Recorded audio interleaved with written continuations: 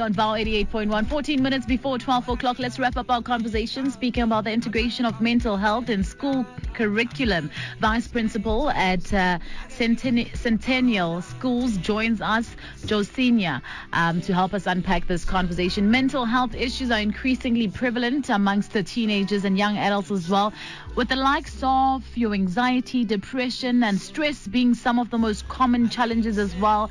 I mean, social media plays a very big role when it comes to really being the catalyst in the situation here. Also, the likes of your academic pressure, the transition when it comes to adulthood, or major contributing factors to their problems as well. Josina, thank you so much for joining us this morning, and welcome to Area Code. Thank you, Ms. Ngwenya, and I'm really privileged and honored to be part of the show this morning. Thank you very much for your time to assist us navigate through this, which is quite a very important conversation. Maybe just as we kickstart the conversation, let's speak about how can integrating mental health education into school curriculum actually help students recognize early signs, especially when it comes to your mental health challenges, and what are some of the topics that should be prioritized to create a more comprehensive understanding of mental health awareness in schools? I couldn't agree with you more.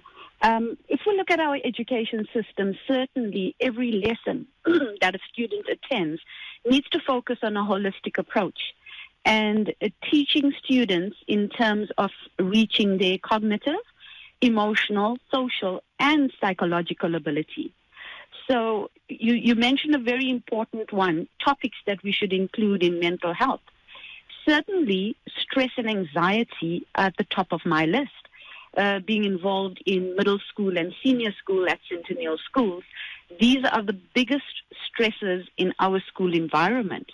And starting with certainly educating our educators and teachers, lecturers, sports coaches, to build an infrastructure of support for our students.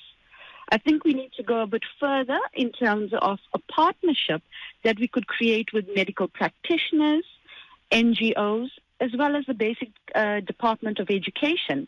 And we need to drive through policy reform and change old curriculum deliverables that expect academic excellence without unpacking the harmful impact on a student's mental health. So at Centennial schools, we use the It's Okay app. So every morning, students get onto the app and they actually report how they are feeling. This app will then send information to myself and all stakeholders at the school, and we intervene and become proactive in addressing mental health issues with our students.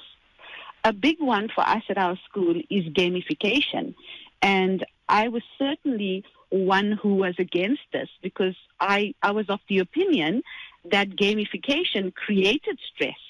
However, at our e-gaming center, we noticed that it's fully booked.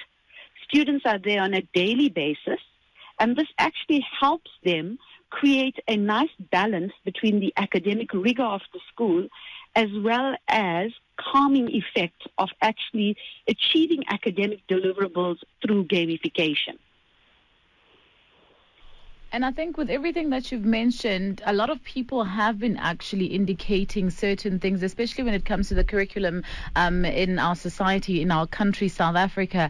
It is a curriculum that is really very borderline touch and go when it comes to some of the studies of mental health. What role can teachers and school counselors play in actually delivering the mental health lessons?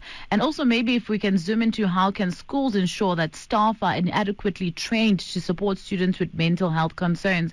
You know, I always make the example of back in the days, regardless of my age, and I'm not going to mention my age, we used to have social workers in school that were able to detect and pick up, and teachers would take us to those to book us into that particular room in order for us to get the assistance that we required. How do we then assist the teachers and the school counselors as well to play just an intricate role as that one?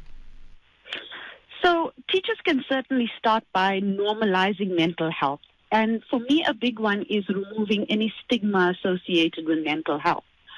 So the teenage population or students in general are very private, and they love being anonymous unless they are happy to come to the fore and let us know who they are.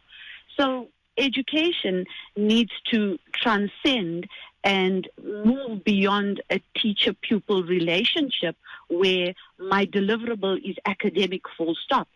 And no academic relationship can achieve academic excellence without fostering an open door policy or relationship with my students.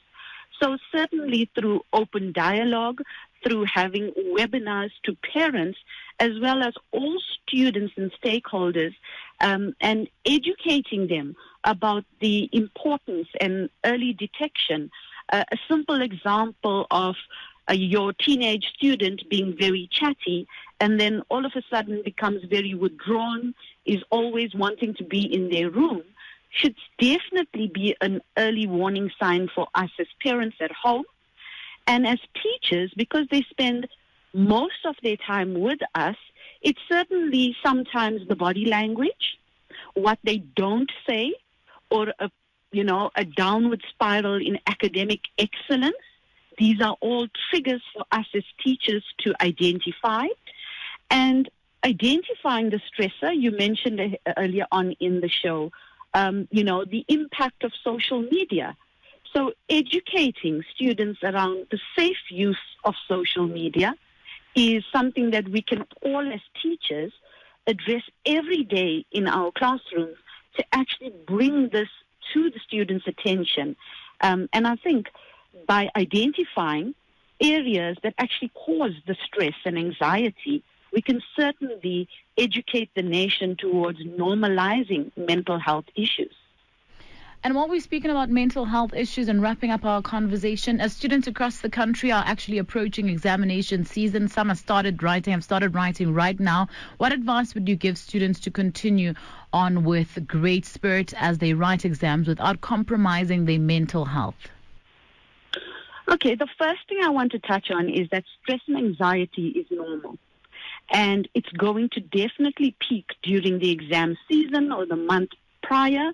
So it is important that they are able to know the good stressor that pushes them towards making a study schedule, proper time management and self-discipline, but also identifying when the stress or anxiety becomes paralyzing. Then it certainly is a problem, and they should reach out for help to student counselors at universities, to peer groups, to any form of assistance that the university can offer, and start with a SWOT analysis of, your strengths and your daunting subject material. Balance the daunting subject material or courses with your strengths and the areas that you excel in or find interesting, using smaller study sessions, maybe 30 to 45 minutes, to maximize your learning potential. Break up the course material into smaller segments so you actually feel positive about it being doable and achievable. And then find some time to do the things you love, exercising, meditating, breathing exercises. And lastly, be kind to yourself. Jaycina, thank you so much for your time. It's been a pleasure having this conversation with you. Thank you, Ms. Ngwenya. Have a lovely day. Same Bye-bye. to you. And that's how we wrap up that conversation with Jaycina, speaking about the integration of mental health in school curriculum. It is VOW 88.1.